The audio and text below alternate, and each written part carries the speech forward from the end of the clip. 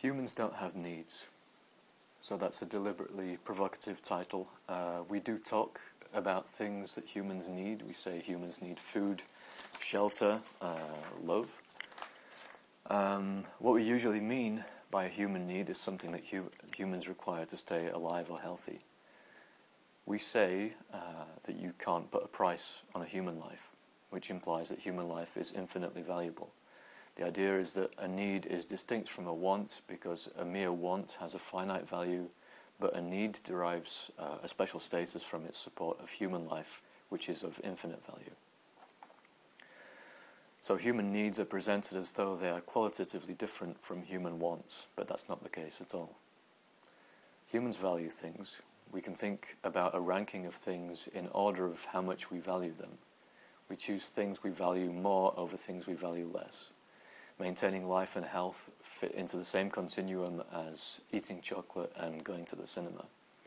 Sometimes humans value their lives less than they value something else. We know this because some people choose to end their lives. For some people, like joyriders or soldiers who enlist voluntarily, we might say that maintaining life ranks less highly in their list of values than it does for others, because they're prepared to take bigger risks than other people are in the service of realizing other values. No one has a more accurate insight into how another person's values are arranged than the person actually holding those values does. By pretending that human needs are qualitatively distinct from human wants, rather than part of the same continuum of values, authoritarians have a way to justify the existence of tyrannical institutions. So, let the market take care of subjective wants, the luxuries, but the state must be in charge of guaranteeing the satisfaction of universal, non-negotiable human needs. Of course, the state is also in charge of determining exactly what those needs are.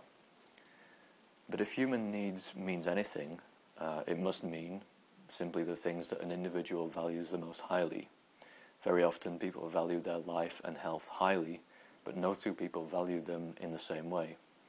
So the idea that there are universal and non-negotiable human needs is a fiction. I'll close with an excerpt from David Friedman's The Machinery of Freedom, where he's explaining why the idea of human needs is not only wrong, but dangerous.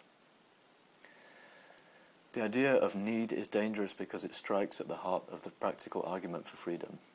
That argument depends on recognizing that each person is best qualified to choose for himself which, among a multitude of possible lives, is best for him. If many of those choices involve needs, things of infinite value to one person, which can be best determined by someone else, what is the use of freedom? If I disagree with the expert about my needs, I make not a value judgment, but a mistake.